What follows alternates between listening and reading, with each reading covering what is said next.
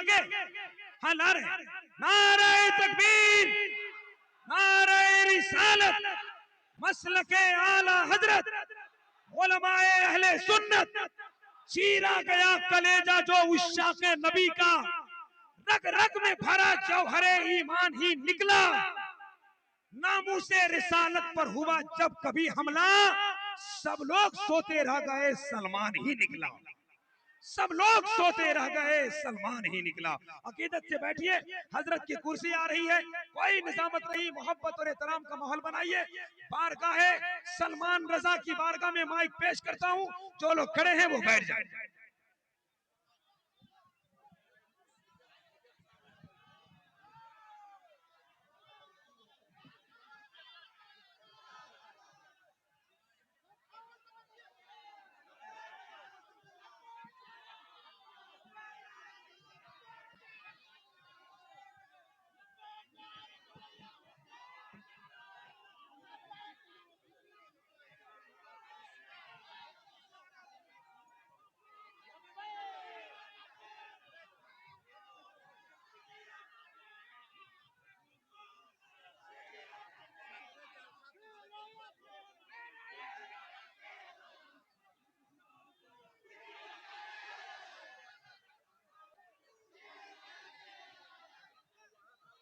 मिंबर नूर पर जलवाबार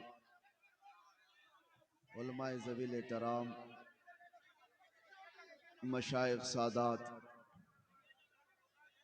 हाज़रीन अहले सुन्नत व जमाअत, अस्सलामु अलैकुम व रहमतुल्लाहि व बरकातुहू। अल्हम्दुलिल्लाह अल्हम्दुलिल्लाहिल हन्नानिल मन्नान अल्लज़ी खलक़ल इंसान व अल्लमहुल बयान वस्सलातु वस्सलामु अला रसूलिही सय्यिदिल इंसी वल जान व अला आलिही व अस्हाबिही ज़विल खैरि वल इहसान, अम्मा बअद। फ़अऊज़ु बिल्लाहि मिनश शैतानिर रजीम, बिस्मिल्लाहिर रहमानिर रहीम। क़द अफ़लहल मुअमिनून अल्लज़ीना हुम फ़ी सलातिहिम ख़ाशिऊन वल्लज़ीना हुम अनिल लग़्वी मुअरिदून वल्लज़ीना हुम लिज़्ज़काति फ़ाइलून वल्लज़ीना हुम लिफ़ुरूजिहिम हाफ़िज़ून इल्ला अला अज़वाजिहिम औ मा मलकत अयमानुहुम फ़इन्नहुम गैरु मलूमीन। सदक़ल्लाहु मौलाना अज़ीम। बारगाह रिसालत में आप सल्लल्लाहु तआला अलैहि वसल्लम में एक बार दुरूद पाक का हदिया पेश करें। अल्लाहुम्मा सल्लि अला सय्यिदिना मुहम्मदिन मअदनिल जुदी वल करम व आलिहि व अस्हाबिहिल किराम व इब्निहिल करीम व बारिक व सल्लिम सलातन दाइमतन सरमदन अबदा। मेरे अजीजों, हमें पता है थोड़ी ही देर की बात है, ये डंडे वाले खामोश बिठाने वाले आप सुबह तक भी बिठाते रहें, कोई खामोश नहीं होगा। वजह यह है, इस कौम की खासियत है कि अगर ये एक बार खड़ी हो गई तो दुनिया इसे बिठा नहीं सकती, और एक बार अगर ये होश में आ गई तो अच्छे अच्छों के होश उड़ा सकती है। बस हो गया, इनकी दवा मिल गई। बाकी जितने भी डंडे हों, खामोश कराने वाली आवाजें हों, इस कौम को डंडों से क्या डर जो 1400 साल से करबला सुनती आ रही हो। अल्लाह तबारक व ताला जज्बे जवान रखे, जवानों के भी और बूढ़ों के भी। मेरे अजीजों, आप तमामी हजरात जितनी देर से यहां पर बैठे हुए हैं, कारी मुस्लिम साहब से मैं बारहा कह रहा था कि मुझे 12 बजे से पहले ले चलो, लेकिन वो अपने वक्त पर ही लाए। बिहार और बंगाल का मौसम तो हमें समझ में नहीं आता कि यहाँ 12 कब बजते हैं, 2 कब बजते हैं, 4 कब बजते हैं। इसलिए कि मजमे में अंदर आने के बाद पता चलता है ये हर वक्त का शबाब है। और फिर दिल में ये एहसास भी होता है टुकड़ों पे पलने वाले हुकूमत के पैसों के कोई नेता रात के 12 बजे 4 लोगों को जमा करके दिखाए। ये वाहिद कौम है जो अपने नबी के नाम पर 12 क्या 2 क्या 4 तक भी अपनी जगह से हटने को तैयार नहीं होती। वाह वाह वाह। कौन है ऐसी कड़ाके की सर्दियों में घर बार छोड़कर इन मैदानों में बैठ जाता है। काफी दूर तक मैं देखता आया कि सही से गाड़ी के गुजरने का भी रास्ता नहीं है। मैंने अपने साथ चलने वालों से पूछा क्या लोग आए भी हैं जलसे में, किस अंदाज से किस रास्ते से लेके जाया जा रहा है। उन्होंने कहा था आप अंदर आकर के देखें। बाद में पता चला है लोग ही नहीं आए, पूरी दुनिया यहाँ मौजूद है। सुभान अल्लाह। एक बात मैं आपको बताता हूँ, हुजूर पाक सल्लल्लाहु तआला अलैहि वसल्लम की तारीफ की नहीं जाती, अल्लाह कराता है। और कोई अपनी ताकत से अपनी मन से यहाँ आता नहीं है, बुलाया जाता है। और यही तो बात है कि ऐसे वीरान मैदानों में जहाँ दूर दूर तक सुबह उठ करके देखें तो कोई आबादी ना नजर आए, लेकिन रात का मंजर ये बताता है, रात का ये मंजर बताता है वो आएंगे, आते होंगे, अभी आएंगे। यही सोच के हमने महफिल को सजा रखा है। हवा का मौसम बता रहा है वो जुल्फ अपनी लहरा रहे हैं। सवारी तैबा से चल पड़ी है, हुजूर तशरीफ ला रहे हैं। अजीजान गिरामी वकार, इस रात में यहाँ पर जवानों का, बूढ़ों का, बच्चों का जमा होना और इतनी तादाद में औरतों का आना, अल्लाह ताला सलामत रखे। मैं पुरलिया इसलिए भी आपके यहाँ आया, मुझे खबर की गई थी कि यहाँ का घर घर ऐसा था, जब मैं कैद की हालत में था तो दुआओं में मसरूफ था। मस्जिदों से आवाजें आती थी, औरतें वो थी जो रोजे में थी, मन्नतें की हुई थी। मेरे अजीजों, ये हक बनता है मैं तो पैदल चल करके आऊं आपके पास। आपकी दुआओं का समरा है जो आज अल्लाह ताला ने आपके सामने मुझे उसी तरह से रखा है। जालिमों ने तो ये सोच लिया था कि इसका गला दबा दिया गया है, मोहम्मद अरबी के शेर को कभी दबाया नहीं जा सकता। अजीजान गिरामी वकार, हालात आएंगे और इस तरह की और भी बातें आती जाएंगी। और आप क्या समझते हैं, दीन मोहम्मदी सल्लल्लाहु तआला अलैहि वसल्लम का ये जज्बा देने के लिए मैं मुंबई से चल कर बंगाल की सरजमीन पर आया हूं, तो क्या ये पूरे रास्ते पर सिर्फ तने तनहा मेरी एक ही आवाज है? नहीं, ये आवाज अगर दबा दी गई, खत्म कर दी गई तो कोई फिक्र की बात नहीं, कोई फिक्र की बात नहीं। हम तो ये सुनते आ रहे हैं, इस्लाम जिंदा होता है हर करबला के बाद। हम जाएंगे, हमारी जगह और 10 खड़े हो जाएंगे। तुम एक चिराग बुझाओगे, रब ताला 70 चिराग और रोशन फरमाएगा। आपके घर से सलमान पैदा होगा, हर घर से, हर इलाके से कोई खादिम हुसैन पैदा होगा। ये दीन का निजाम है, दीन का निजाम है। और जो इज्जतें मिलती हैं वो हुजूर पाक सल्लल्लाहु तआला अलैहि वसल्लम के नामूस की खातिर मिलती है। खैर, मैं कुरान अजीम की आयतें आपके सामने तिलावत किया। रब तबारक व तआला फरमाता है, कद अफलहल मुमिनून, ईमान वाले ही कामयाब। मोमिनों के मुतालिक फरमाया गया ईमान वाले कामयाब हो चुके। कुरान में ये नहीं कहा गया कि कामयाब होंगे। ये जो आयत मैंने पढ़ी है, कद अफलहल मुमिनून, कामयाब हो चुके, ईमान वाले कामयाब हो चुके। बस इतने ही जुमले पर अगर आप तवज्जो दे दें तो दुनिया जिस तरफ तुम्हें कामयाबी का नारा देकर बुला रही है, उस तरफ तुम्हारी निगाहें भी नहीं उठेंगी। रब तुम्हारा फरमा रहा है ईमान वाले कामयाब हैं। और तुम्हें फख्र होना चाहिए, तुम्हारे पास ईमान की दौलत जब तक है, इस बात पर फख्र करते रहो। अगरचे रहने को छत नहीं, मगर मौला ने ईमान दिया। अगरचे पहनने को कपड़े ढंग के नहीं है, लेकिन अल्लाह ने ईमान दिया है। इसलिए कि ईमान की दौलत ही वो है जो सहरा से निकल करके रोमा के तख्त को पलट दिया गया था। आपको पता है वो 313 निहत्ते सहाबा जिनके पैरों में चप्पल नहीं, पैबंद लगे कपड़े हैं, एक खजूर की गुठली पर 10 लोग फाका कर लेते थे, लेकिन जब वो निकलते थे तो कैसर और किसरा भी कांपते थे।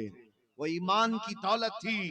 जो हुकूमतें सरनिकू होते चली गई उनके सामने, आज भी डर है तो तुम्हारी टोपियों से नहीं, कौम को डर है तो वो दाढ़ियों से नहीं, सिर्फ और सिर्फ तुम्हारी शक्लों से नहीं, जिस दुनिया को डर है वो तुम्हारे अंदर मौजूद ईमान की दौलत से।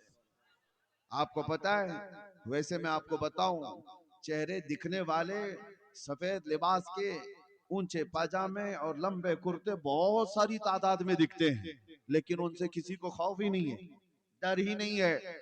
इजराइल जैसा मुल्क भी कहता है इस जमात से हमको कोई जरर नहीं, ये चिल्ले में जाए, छट्टी में जाए, कहीं पर भी जाए, लोटे लेकर जाए, कहीं पर भी जाए, ये इस जमात से उनको कोई डर नहीं, बेजरर जमात है। पता ये चला कि डर किससे है फिर? डर अगर व्हील चेयर पर बैठा हुआ एक खादिम हुसैन लब्बैक कहता है, यूरोप को डर है, अमेरिका को डर है, यहाँ आपको एक बात बता रहा हूं, यूरोप की धरती हिलती है, पैरों से माजूर व्हील चेयर पर बैठ करके भी अगर कोई लब्बैक या रसूल अल्लाह कहता है तो डर इस बात का है कि ईमान है इसके सीने में, और ये ईमान ऐसा है कि मैंने शुरू में ही ये जुमला कहा है कि एक बार अगर ये कौम खड़ी हो गई तो इसे बिठाना मुश्किल हो जाएगा, एक बार अगर ये होश में आ गई तो अच्छे अच्छों के होश उड़ा देती है। इसीलिए दुनिया ने तुम पर करोड़ों डॉलर खर्चा किए कि इनको नशा में मदहोश रखो। हर मुसलमान मोहल्ला नशा से जूझ रहा है, हर इलाका जहां पर हम जाकर देखते हैं सबसे बड़ी शिकायत लोगों की है, हमारे बच्चे नशा में एडिक्ट हो चुके, चरस, गांजा, अफयून, कोकेन, हेरोइन, पता नहीं क्या क्या आ गई हमारे मोहल्लों में। दुनिया दीदा व दानिस्ता तुम्हारे मोहल्लों तक ये पहुंचाई है। तुम क्या समझते हो कि सिर्फ मुसलमान दिल दादा हो गए? अरे बड़ी बड़ी ताकतें पीछे लगी हुई हैं इसके, सजाएं 20-20 साल की यहाँ रखी गई हैं, उसके बावजूद पूरा का पूरा इलाका कैसे डूब जाता है नशा में, आपको पता है? इसके पीछे बड़ी ताकतें मेहनत करती हैं कि नशा बेचने वाला इनका हो, लेने वाला इनका हो, करने वाला भी इनका हो, तबाह घर इनके हो। वजह यह है कि ये जब जब होश में आएंगे, जब जब होश में आएंगे, तारीख बताती है कि एक बार होश में आ गया तो सलाहुद्दीन निकल जाता है, होश में आया तो शहाबुद्दीन निकल जाता है, होश में आया तो औरंगजेब आ जाता है। दुनिया को पता है, इसीलिए इसे मदहोश रखो, इसे नशा में रखो, इसे आवारगी में रखो। आवारागिरी करने के लिए तुम्हें इतने सामान मुहैया कर दिए जाएंगे, इतने सामान इतनी आसानी से। क्यों भाई? तुम्हारे हाथ में इंटरनेट धड़ाधड़ मुफ्त दिया जाता है, क्यों? तुम्हें एडिक्ट बनाने के लिए ही तो, कि रात के 2 बज रहे हो कि 4 बज रहे हो, हमारा बच्चा पबजी खेलता रह जाए, उसकी माँ पुकारती रह जाए, वो गेम में मसरूफ रहे हैं, इसके दिन के 18 घंटे फेसबुक और इंस्टा सर्च करने में लग जाए, बाकी ये कुछ ना कर सके। आप क्या समझते हैं चरस गांजा ही ये नशा नहीं है? इंटरनेट भी अपने आप में एक बहुत बड़ा नशा है। जब ये किसी से निकाल लिया जाए तो उसके हाथ पैर कांपने लगते हैं। तुम्हें नशे में मदहोश रखा जाता है, इसलिए कि दुनिया जानती है इसको नशा में रखो। पूरे अरबों को भी इन्होंने नशा में रखा, पूरे अरब को। लेकिन मेरे अजीजों, मुझे फख्र है इस बात का कि नशा में आदमी जितना भी आ जाए, नशा में जितना भी आ जाए, अगर आदमी बेहोश होता है ना, उसको चूंटी काटो, उसको कैंची मारो, उसको ब्लेड मारो, तो उसके हाथ पैर नहीं हिलते, पूरा अगर सुन हो गया, बेहोश हो गया। लेकिन अगर होश में है तो थोड़ी सी चूंटी काटो तो फड़क उठता है और तड़पने लग जाता है, उसको थोड़ी सी सुई चुबा दो, उछल जाएगा। होश में हो तो दुनिया जब कभी इस कौम मुस्लिम को बेहोश करती है तो आजमा के देखती है एक बार कि पूरा बेहोश हुए कि नहीं हुए। और आजमाने का तरीका उनका यह है कि तुम्हें चाकू चुरी मार करके नहीं देखा जाता, एक बार रसूलुल्लाह की गुस्ताखी करके देखी जाती है, किसी जालिम कुत्ते को खड़ा किया जाता है भौंकने के लिए, नबी आखिरुज़्ज़मान सल्लल्लाहु अलैहि वसल्लम की शान में भौंको, उसको फंडिंग की जाती है, उसको हुकूमत की पहरेदारी दी जाती है, सब कुछ, और वो भौंकता है कहीं बैठ करके। और फिर देखा जाता है उम्मत मोहम्मदिया को कि ये पूरी बेहोश हुई कि नहीं हुई, पूरी बेहोश हो गई या नहीं हुई, या आसमाने के लिए खड़ा किया जाता है हर दौर में। अरबों को उन्होंने देखा बेहोश हो गए, ये कहीं कुछ करने वाले नहीं, इसलिए उनके सरों पर आकर बैठ गए। लेकिन फख्र है मुझे गरीब नवाज के इस हिंदुस्तान पर। यहां पर भी नशा में सालों से हमें मदहोश तो किया गया, और फिर यहां पर भी चेक करने के लिए कुछ पाखंडियों को खड़ा किया गया और गुस्ताखाने रसूल को खड़ा किया गया भोंको मोहम्मद अरबी की शान में। लेकिन कसम खुदा की मैंने देखा हिंदुस्तान के मशरिक से मगरिब, शुमाल से जुनूब तक कोई खित्ता ऐसा नहीं जो हुजूर की गुस्ताखी पर सोया हुआ हो। हर मोहल्ले का बच्चा खड़ा हुआ और इन कुत्तों को बताया आज भी गैरत मौजूद है, अपना सब कुछ गुंबद खजरा कल भी था और मेरे नबी से मेरा रिश्ता कल भी था। और दुनिया को कैसे पता चला कि ये होश में है? यही रात के 3 बजे का मजमा जब कहता है लब्बैक या रसूल अल्लाह, दुनिया को अच्छी तरह समझ में आया कि ये पूरे बेहोश नहीं हुए।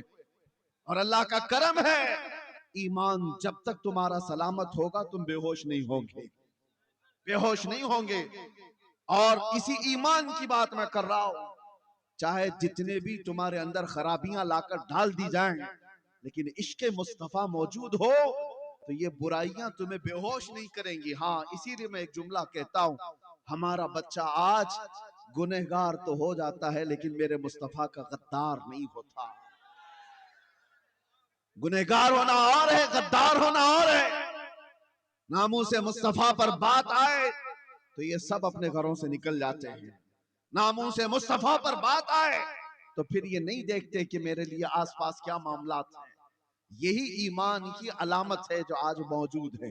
अभी मैं अगर आपसे कहूं अशहदु अन्ना मुहम्मद और रसूलुल्लाह सल्लल्लाहु अलैहि वसल्लम, मैंने नाम लिया, मैंने नाम लिया मेरे नबी का, तुमने अंगूठे चूमे और लगाए क्यों? अपने लबों से अंगूठा चूमा और आंखों से लगाया। मैंने कहा तो नहीं किसी को, मैं नाम लेता हूं आपके हाथ खुद ब खुद उठते हैं। नाम में यह असर है, मोहम्मद रसूलुल्लाह सल्लल्लाहु अलैहि वसल्लम। ये नाम जब लिया जाता है, और गौर से देखना ये सिर्फ सुन्नियों के हाथ उठते हैं, अंगूठे सबके नहीं उठते, सुन्नियों के उठते हैं। वो चाहे किसी भी हालत में बैठा हो, अरे पान खा रहा हो, कुछ भी कर रहा हो, नाम आया तो अंगूठों को बोसा लिया और फिर आंखों से लगाया। ये इस बात की अलामत है तुम्हें चूमने के लिए ऑर्डर देने की जरूरत नहीं, अंदर जो मौजूद इश्क है वो बेइख्तियार अंगूठे उठा देता। अंदर जो मोहब्बत है वो अलामत में बता रहा हूं, अलामत में बता रहा हूं। कौन कहता है ये मरी हुई कौम है? कौन कहता है हमारी इस कौम को बोल बोल बोल करके नर्वस कर दिया गया कि मरी हुई कौम है, बिखरी हुई कौम है, टूटी हुई कौम है? अरे मैं इसलिए आता भी हूं, अगर मरी हुई, टूटी हुई, बिखरी हुई कौम है तो हमारा ही नाम पूरे इलेक्शन में चलता क्यों है? हाय हाय हाय, क्या बात। सारे मुद्दे तो हमारे हैं, और दज्जाली मीडिया को हमारे बगैर तो दुकान भी नहीं चल सकती, हमारे नाम के बगैर तो दुकान भी नहीं चलती। 24 घंटे में आप देखो किसी को भी खोलो, अरे वहां दाढ़ी तो दिखी जाएगी, टॉपिक तो कोई टोपी दिखी जाए, किसी का बुर्का दिख जाए, कभी मस्जिद के मीनार और मिंबर, कुरान की आयतें, कुल मिला करके गरम करने के लिए। बल्कि हद तो ये है, किसी चलते फिरते नेता को जो कोई पूछता ही नहीं, फेम लेना है, मशहूर होना है, तो उसे हमारे खिलाफ भौंकना पड़ता है, हमें गालियां देनी पड़ती हैं। इस्लाम को, कुरान को जब भोंकता है तो मशहूर होने की कोशिश करता है। मैं सोचता हूं अरे तेरे पास कुछ था नहीं जो बोल के मशहूर होता, तुझे मशहूर होने के लिए भी मेरे दीन का सहारा लेना पड़ता है। हुजूर की जात पर भोंकता है और विलन बनने की कोशिश करता है। लेकिन एक बात मैं आपको बता दूं, उस फेम में और इस फेम में बड़ा फर्क है। गाली देकर मशहूर होने वाला और तारीफ करके मशहूर होने वाला, दोनों में बड़ा फर्क है। गाली देने वाला एक बार देगा, जिंदगी भर छुप छुप करके घूमना पड़ेगा, और तारीफ करने वाला कहीं छुप के बैठता ही नहीं, बल्कि उसकी तारीफ तारीफ तारीफ तारीफ। वाह वाह वाह, हमने देखा है, तारीफ करो मुस्तफा की और उसके बाद छुपने का मौका ही नहीं मिलता। हम देखते हैं ना हमारी रात है और हमारा दिन बचा है, सब दे दिया, और जहां गए हजारों के मजमे में तन्हा गए। वजह क्या है? फर्क है, यही फर्क है। आज से मैं कहता हूं जो ईमान की दौलत तुम्हारे पास बाकी है उसको मैं बताना चाहता हूं, मरे नहीं हो, अब मरे नहीं हो, बाकी हो तभी तो जिक्र चल रहा है। हमारा वजूद है तभी तो हम गिनाए जा रहे हैं, और वो भी छोटे मोटे लोग थोड़ी ना हमको गिन रहे हैं, बड़े बड़े लोग गिन रहे हैं, बड़े बड़े लोग इनको शुमार करते हैं। मैं कभी कभार सोचता हूं कि बहुत छोटे छोटे से बच्चे बंगाल के आए हों, तो जगह जगह उनके साथ मार पीट, उनको भगाने की कोशिशें कई इलाकों में दिखती। वजह यह है कि बिहारी होना या बंगाली होना मसला नहीं है, मसला इसका मुसलमान होना है। लोगों को ये तकलीफ कि ये मुसलमान है, इसको रहने ना दिया जाए। ये सारे मामला तुम्हें जगाने के लिए हैं। दुनिया ये बता रही है कि आज भी हम तुमको शेर ही समझते हैं। डर किससे लगता है? डर किससे लगता है? हाँ, कुत्तों को हमेशा शेर से डर लगता है। बताया ये जाता है आज भी हम, डरो मत, हमारी तकरीर में घूम फिर के कुत्ता आ ही जाता है। हाय हाय हाय, नारे तकबीर, नारे रिसालत, मसलके आला हजरत, शेर हिंदुस्तान। मेरे अजीजों, आपको जो डरा रहा है ये कह करके बिखरी हुई टूटी हुई कौम है, उनकी तरफ तवज्जो मत करो। आपके पास जो चीज है उसे अच्छी तरह से मालूम है, से अच्छी तरह मालूम है। नबी पाक सल्लल्लाहु ताला अलैहि वसल्लम पर मर मिटने का जज्बा जब तक तुम्हारे अंदर सलामत रहेगा, जब तक बाकी रहेगा, खुदा की कसम कभी तुम्हें रुए जमीन से पूरी तरह मिटाया नहीं जा सकेगा, कभी नहीं। हाँ, एक बात है, उस कौम को मिटना ही चाहिए जो अपने नबी की इज्जत के लिए सीरियस नहीं, जो हसास नहीं, उस कौम को तो जाना ही चाहिए। चाहे वो आलिम के लिबास में हो, मुफ्ती के लिबास में हो, पीर के लिबास में हो, जो अपने नबी की इज्जत के लिए हसास नहीं, उसे इस जमीन पे जीने का हक क्या है? इमाम मालिक रज़ी अल्लाह ताला अन्हु फरमाते हैं, आपसे पूछा गया हुजूर पाक की शान में गुस्ताखियां होने लगे, गालियां दी जाने लगे और उम्मत खामोश बैठी रहे तो क्या होगा? इमाम मालिक फरमाते हैं, वो फरमाते हैं अन करीब जमीन फट जानी चाहिए और उस उम्मत को धस जाना चाहिए। उसको क्या जीने का? हाँ, जो हसास है आज भी हसास है। मैं ये नहीं कहता कि सबको मेरी तरह से जो जो मैं बोल रहा हूं सबको यही करना चाहिए, सबके अपने अपने मनसब है। हर इमाम दिफा करता है नामूस रिसालत का। ये जितने उलमा बैठे हैं कोई ये ना समझे कि सब खामोश हैं, इनको जहां मौका मिला, जैसा मौका मिला, अजमत रिसालत का दिफा ये करते हैं। मैं सब पीरों की बात नहीं कर रहा, सब उलमा की बात नहीं कर रहा। ये एक एक साल नहीं, 10-10 साल मुसल्ले संभाल कर कौम के दिलों में जो अजमत मुस्तफा डालते रहते, हसास बनाते हैं, ये भी तो दिफाए नामूसे रिसालत है। और ये जब तक करते रहेंगे और आप जब तक बेदार रहेंगे, अल्लाह की कसम पूरी तरह से रुए जमीन से नहीं मिटाया जा सकता। ये तारीख की सच्चाइयां हैं, तारीख की सच्चाइयां हैं। मैं देख रहा हूं, बदर हो गई, ओहद हो गई, खंदक हो गई, खैबर हो गई, कितनी जंगें हो गई और ताकतें ऐसी कि एक बार सलाहुद्दीन सिर्फ 12,000 का लश्कर लेकर के आया और मुकाबले में 4 लाख सलीबी थे। 12,000 का मुकाबला 4 लाख से क्या हो सकता है? लेकिन फिर भी सलाहुद्दीन के जवानों ने लड़ाई लड़ी और तारीख लिखने वाले जो आज भी मौजूद है, मौर्रिख वो अंग्रेज है, वो लिखते हैं 12,000 की फौज ने 4 लाख के तितर बितर कर दिए। तारीख में मौजूद है। वजह यह है कि सलाहुद्दीन ने जनाना लोगों को जमा नहीं किया था, आशिकान मुस्तफा को जमा किया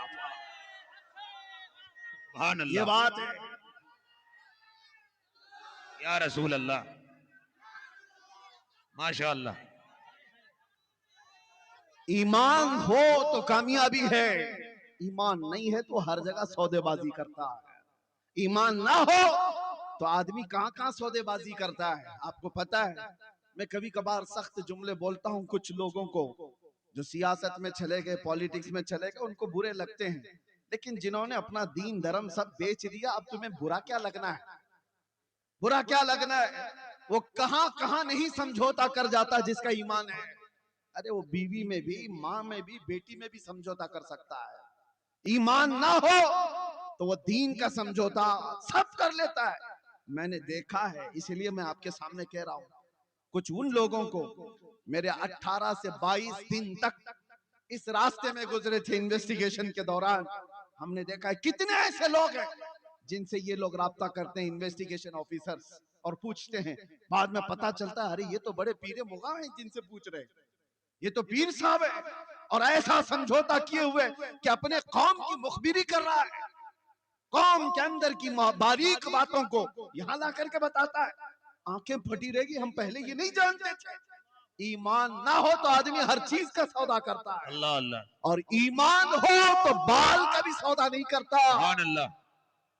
ईमान हो तो मेरे नबी पाक सल्लल्लाहु अलैहि वसल्लम की अजमत और इज्जत तो बहुत दूर की बात है, आपके मुंह मुबारक के लिए जान भी कुर्बान कर सकता है। ईमान हो। बाकी ईमान ना हो तो मस्जिदों के सौदे करने वाले देखे हमने, खानकाहों के सौदे करने वाले देखे हमने, किताबों के सौदे करने वाले देखे हमने। कुछ तो वो भी आए जो ये कहने लगे कुछ वो हदीसें छुपा दी जाएं, कुछ वो आयतें कुरान की छुपा दी जाएं जिसमें जिहाद का जिक्र मिलता है। कौन सी सौदेबाजी कर रहे हो? ईमान गैरत हो गया, ईमान चला गया।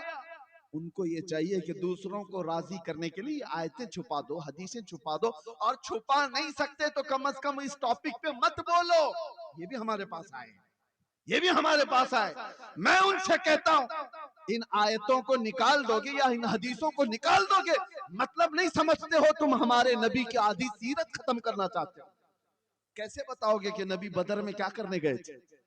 कैसे बताओगे कि नबी उहद में क्या करने गए थे? कैसे बताओगे कि रसूलुल्लाह खैबर में क्यों गए थे? तुम्हें बताना पड़ेगा। और तुम जिसकी रजा के लिए ये छुपाना चाह रहे हो, एक बात कान खोल के सुन लो। अल्लाह कुरान में फरमाता है वो हरगिज हरगिज तुमसे राजी नहीं होंगे, कभी नहीं राजी होंगे। तुम जिसकी रजा के लिए अपने आप को बदलना चाह रहे हो, आखिर वक्त आ ही जाता है। देखा नहीं, चंद सालों पहले लखनऊ से एक राफजी कुत्ता निकला था, नाम भी बदल लिया, धर्म भी बदल लिया, सब कुछ कर लिया। देखा होगा, सुना भी होगा, बच्चे छोटे वो नहीं जानते। हाँ, जानना भी नहीं चाहिए। जो कीड़े आए मौसम में चले गए, फिर जानना भी नहीं चाहिए। लेकिन जो लोग जानते हैं उनसे मैं कह रहा हूँ, क्या बात है। 6 महीने 8 महीने के बाद हुआ क्या? अरे दीन भी बदल लिया था, धर्म भी बदल लिया था, नाम भी बदल लिया था, कपड़े भी बदल लिया था, सब हो गया था। बाद में पता चला वहां से भी लात मार के निकाल दिया गया। अरे वो कौम दूसरी कास्ट को नहीं कबूल करती, तुझे कहां से ले लेगी? हाय हाय हाय, कहां से तुझे कबूल कर लेती? निकाल दिया गया। एक आला हजरत का पैगाम सुन करके जाओ, उस वक्त बहुत शिद्दत से याद आती बात आला हजरत की। मेरे आला हजरत ने कहा था, या रसूल अल्लाह, जो तेरे दर से यार फिरते हैं, दर बदर यूं ही खार फिरते हैं। नारे तकबीर, नारे रिसालत, मसलके आला हजरत। जो तेरे दर से यार फिरते हैं, दर बदर यूं ही खार फिरते हैं। देखा है जिंदगी में, जो उस दरबार को छोड़ा है वो जलीलों के साथ ही रहा है। और धोबी का कुत्ता न घर का न घाट का। बनना हो तो एक बनो। ऐ मुसलमानों, आपसे मैं कहता हूं, अल्लाह की बात पर यकीन है या नहीं तुम्हें? कुरान पर ईमान रखते हो? अल्लाह ने क्या फरमाया कुरान में? ईमान वाले कामयाब हो चुके। ईमान वालों की अलामत क्या है? कुरान कहता है अल्लज़ीना हुम फी सलातिहिम खाशिऊन, वो ईमान वाले कामयाब हुए हैं जो अपनी नमाजों में गिड़गिड़ाते हैं। जो नमाज ही नहीं पढ़ता तो अलामत कहां है उसकी ईमान? नमाज से ही गाफिल है तो गिड़गिड़ाएगा कहां? आ जाओ मस्जिदों को आबाद करो। इनकी वीरानियां तुम्हारे दिल की वीरानियां हैं। मस्जिदों का खालीपन तुम्हारी इज्जतें बर्बाद कर देंगी। इनकी सफों को भरने के बाद तुम्हारा ईमान जगमगाता है। और अल्लाह ताला आगे फरमाता है, वो जो ज़कात देते हैं वो ईमान वाले कामयाब हैं, और वो जो अपनी शर्मगाहों की हिफाजत करते हैं वो ईमान वाले कामयाब हैं, और जो बेहयाई से चेहरा फेर लेते हैं वो ईमान वाले कामयाब हैं। आज नौजवान तबके को मैं देखता हूं, क्या तुम्हारे पास ईमान है, इश्क रसूल है? हुजूर से मोहब्बत करने का दावा करते हो, फिर ये अलामतें कहाँ हैं? तुम्हारी नमाज कहाँ, तुम्हारी ज़कात कहाँ है? तुम्हारी मस्जिदें बेइबादत क्यों हो गई? तवज्जो की जरूरत है। मस्जिदें यूं ही नहीं शहीद होती, जब खाली तुम कर जाते हो तो दूसरों की निगाहें उसकी तरफ उठने लगती हैं। फज्र में अगर तुम्हारे जुमा का माहौल होने लग जाए, कसम खुदा की कोई एक भी तुम्हारी मस्जिद की तरफ आंख उठा के दिखा दे, कभी दिखा दे। तुमने आज अपने इबादत खानों को वीरान किया। और कुरान ये कहता है ईमान वाले कामयाब है। अल्लाह की जात पर यकीन रखो, अल्लाह की जात पर। और इसीलिए मस्जिद से सुबह से लेकर रात तक 5 बार मुअज्जिन पुकारता है, जिसमें 10 बार ये कहा जाता है हय्या अलल फलाह, कामयाबी की तरफ आओ, कामयाबी की तरफ आओ। पहले मुअज्जिन क्या पुकारता है? हय्या अलस सलाह, नमाज की तरफ आओ और कामयाबी की तरफ आओ। नमाज की तरफ आने वाला ही कामयाब है। 10 बार दिन में बोला जाता है। और फिर ये पर्चे लेकर के घूम रहा है, किसके पास? कामयाबी दिला दो नेताजी के पास, सेठों के पास, कंपनियों के पास, कि कोई अच्छी जॉब लग जाए, मैं कामयाब हो जाऊं। अरे तुमने कामयाबी का मेयार क्या समझ रखा है? गाड़ी, बंगला और घर, ये सारी चीजें कामयाबी का मेयार है? नहीं। कामयाबी का ये मेयार होता तो दुनिया अबू जहल से डर रही होती, अबू लहब से डर रही होती। कामयाबी का मेयार ये है, वो अबू हुरैरा जो 70 सहाबा के बीच बैठकर खजूर खाकर पूरी जिंदगी गुजारा करते थे, पूरी दुनिया उस फाका कश सहाबी से भी घबराती है, डरती है। क्यों? ईमान था और कामयाबी के मेयार को पहुंचा हुआ। ईमान ये कामयाबी है। ये गाड़ी, बंगले, ये सारी चीजें मिल गई तो मिल गई, वरना कामयाबी तुम्हारी उसमें नहीं है। अल्लाह बुला रहा है तुम्हें कामयाबी की तरफ। अब मैं जुमले समेटते हुए आखिर में इतनी नसीहत जरूर करूंगा। ये दौर वो है जिसको आला हजरत ने हमें यूं कह करके नसीहत की थी, सुना जंगल रात अंधेरी, छाई बदली काली है, सोने वालों जागते रहियो चोरों की रखवाली है, आंख से काजल साफ चुरा ले या वो चोर भला के हैं, तेरी गठरी ताकी है और तूने नींद निकाली है। सोना पास है, सोना जहर है, सोना बन है, सोना जहर है, उठ प्यारे, तू कहता है मीठी नींद है, तेरी मथी निराली है। ये आला हजरत की नसीहतें हैं। दुनिया आज एक वीरान जंगल की तरह है। यहाँ पर सूना जंगल है, अंधेरी रात है, कोई दिखता नहीं है मदद के लिए। ऐसे वक्त में सोना तुम्हारे लिए अच्छा नहीं है, जागते रहो। और यहाँ चोरों की रखवाली है। ये दुनिया को जो देख रहे हो आप, अरे बड़े बड़े साहबे इक्तिदार आज नंगे दिख रहे हैं। इंटरनेट पर आप देख रहे होंगे, पता नहीं कौन कौन सी फाइल अभी खुलती जा रही है, कौन कौन सी फाइलें खुलती जा रही हैं, कितने कितने उसमें बाहर नंगे नजर आ रहे हैं। ये देखो अपनी आंखों से, ये वो लोग हैं जिनका इक्तिदार का नशा था, वो कामयाब नहीं, वो अंदर से नंगे थे, वो नंगे थे। छोटी बच्चियों का रेप करने वाले, 12 साल से लेकर 18 साल की बच्चियों का रेप करने वाले, वो कौन से कामयाब है? चाहे वो कितनी बड़ी ऊंची गद्दी पर बैठा हुआ है, वो महरूम है कामयाबी से, वो नंगा है। अरे कामयाब तो वो है, आओ मैं तुम्हें बताऊं, टूटी चटाई पर बैठ करके पूरे हिंदुस्तानियों के दिल पर राज करता है वो गरीब नवाज। अंदर भी वही है, बाहर भी वही है। सुभान अल्लाह। गरीब नवाज, उनकी पूरी तारीख, पूरी फाइल, पूरी किताब खोल करके दिखाओ, कहीं से तुम्हें ये चीजें नहीं मिलेंगी जो इक्तिदार के नशे में चूर लोगों की फाइलें खुलती हुई जा रही हैं। इनके कपड़े कुछ और है। इसीलिए कामयाबी ईमान वाले के पास है, ईमान वाले के पास कामयाबी है। आप नौजवान किसके पैरोकार बन गए हो, किसके पीछे भाग रहे हो? पता नहीं किसका किसका फैन बन करके घूम रहे हैं। मैं उस एक्टर का फैन, लड़कियां किसी एक्ट्रेस के फैन, और कपड़े भी बदल गए, चेहरा भी बदल गया, और फिर इधर तुम नारा लगाते हो लब्बैक या रसूल अल्लाह, ऐ अल्लाह के रसूल में हाजिर हूं। तो फिर समझ में नहीं आता, तुम्हारा किरदार कुछ और बता रहा है, तुम्हारा किरदार कुछ और बता रहा है। तुम मुझे सीने पर हाथ रख करके बताओ, इस कायनात में सबसे ज्यादा हसीन चेहरा मेरे आका का था कि नहीं? तुम्हारा मानना है, यकीन है? अल्लाह के नबी से ज्यादा हसीन चेहरा किसी का नहीं था, यकीन है? तो बताओ उस हसीन चेहरे के पीछे चलना चाहिए या मुजरा करने वालों के पीछे चलना चाहिए? वो हसीन चेहरा था, तो फिर तुम अपने चेहरे पर हाथ रख करके देखो। तुम क्यों नहीं मिलाना चाहते उस हसीन चेहरे से अपना चेहरा? फिर इन जालिम बदबख्तों के पीछे क्यों भागते हो जो चंद दिन मुजरे करके जहन्नम की तरफ ले जाना चाहते हैं? इसीलिए आओ मैं आपसे कहता हूं, आला हजरत की बात सुनो। उन्होंने क्या कहा? आज ले उनकी पनाह, आज मदद मांग उनसे, कल न मानेंगे क़यामत में अगर मान गया। और तुम्हारे दुनिया से ईमान के साथ, इस्लाम के साथ जाने की एक ही गारंटी है। वो गारंटी क्या है? उन्हें जाना, उन्हें माना, न रखा गैर से काम। लिल्लाहिल हम्द, मैं दुनिया से मुसलमान गया। सुभान अल्लाह, सुभान अल्लाह, क्या कहने, माशाअल्लाह।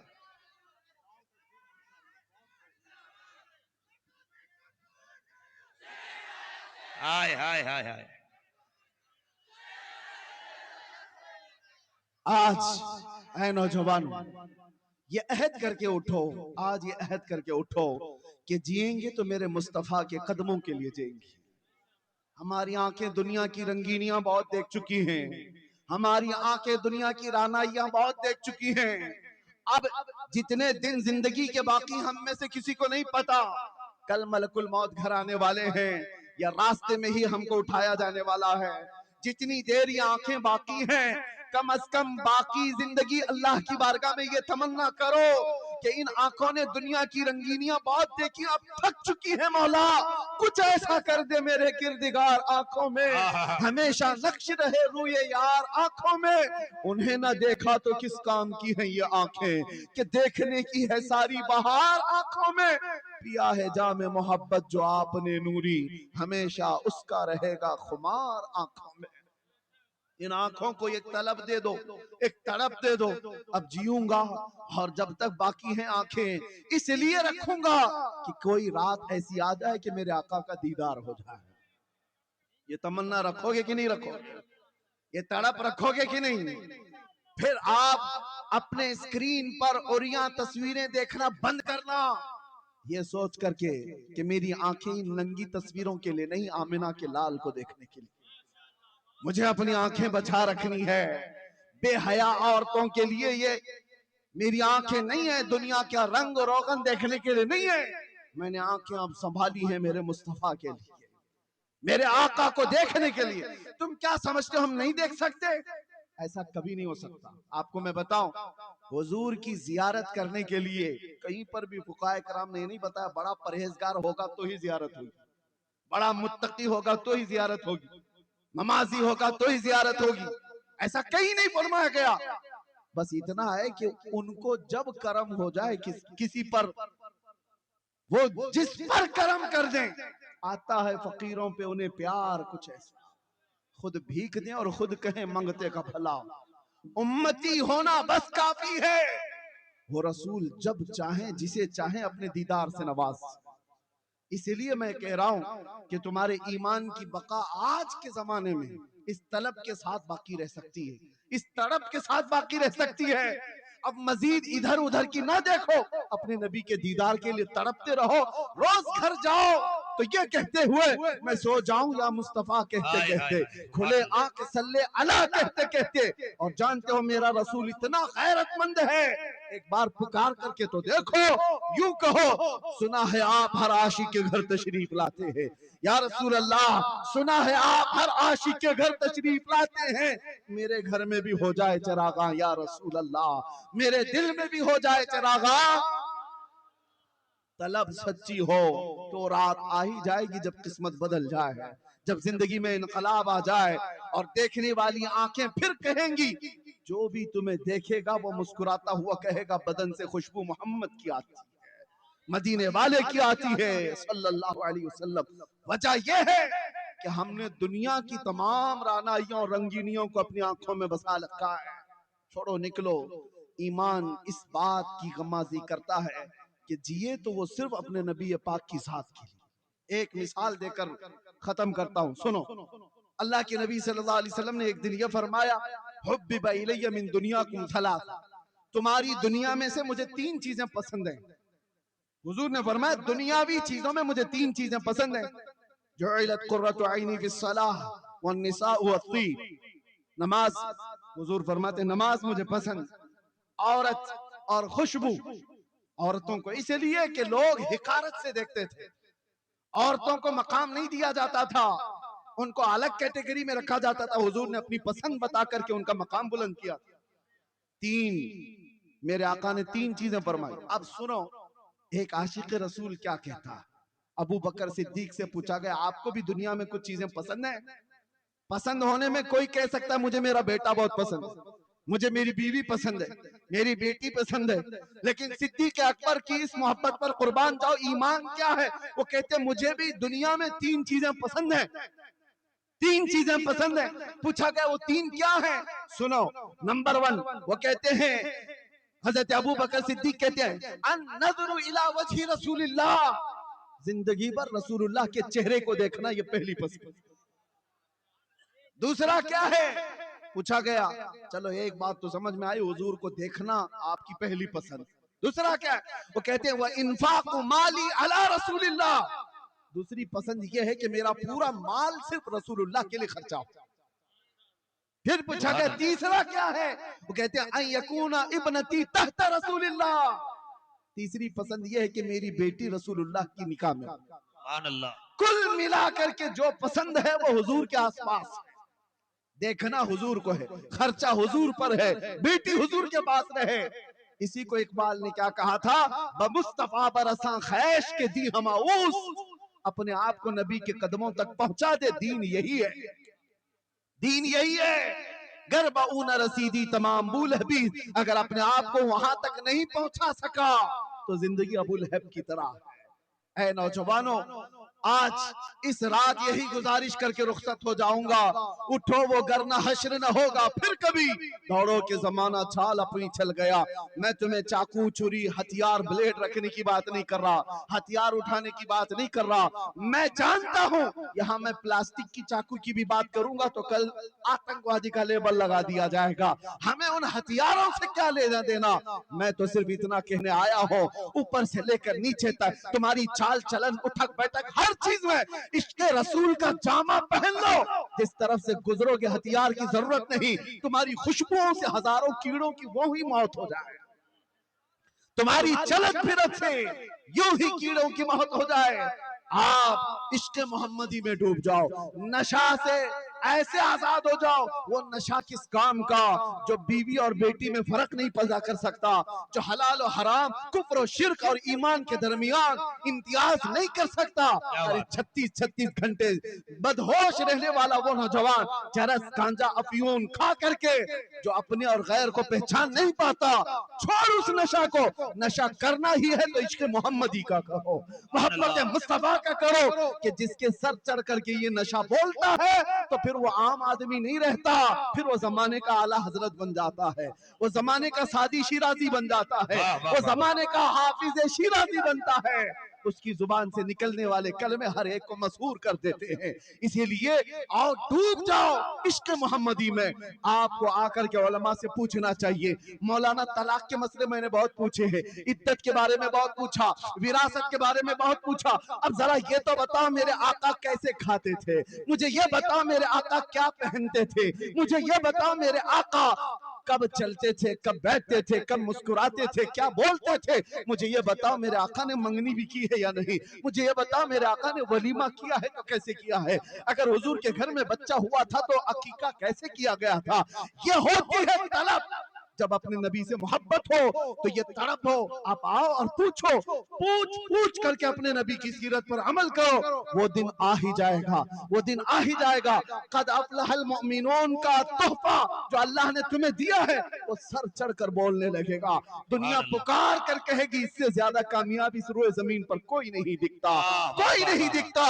इसीलिए कुरान की आयत की तर्जुमानी करते हुए इकबाल ने कहा था कि मोहम्मद से वफा तूने तो हम तेरे हैं। अरे ये जहां चीज है क्या, लौह कलम तेरे हैं। और कैसे गिरे पड़े क्यों ना हो, बीमार क्यों ना हो, कोई पूछता क्यों ना हो, दामन रसूल से वाबस्ता हो करके तो देखो। अरे गरीब बस्ती में भी जाओगे तो हजारों के मजमे में लगोगे, कहीं पर भी जाओगे इज्जतों के साथ उठाए जाओगे। आज हमको कर्नाटक की सरजमीन से यहाँ तक का सफर करने पर हो सकता है अजनबियत मालूम हो, नए लोग हैं, मेरा ना ननिहाल है, ना ददियाल है, ना ससुराल है, कुछ नहीं, लेकिन लोग आंखों पर बिठाते हैं, देखने के लिए बेकरार होते हैं। वो इसलिए नहीं कि ये मेरा जुब्बा कुब्बा और मेरी टोपी देखने आते हैं या मेरा कोई सियासी मनसब देखने आते हैं, नहीं, दूर दराज से 100-200 किलोमीटर का सफर करके इस मैदान में जमा होते हैं तो सबको पता है और मैं जानता हूं ये इज्जतें मेरे बाप से, मेरे खानदान से, पैसों से, ओहदे से, इल्म से दी हुई नहीं है। बात सिर्फ इतनी है, जब तक बिके न थे तो कोई पूछता न था, या रसूल अल्लाह तुमने खरीद कर हमें अनमोल कर दिया, लब्बैक या रसूल अल्लाह। या रसूल, वाह वाह वाह।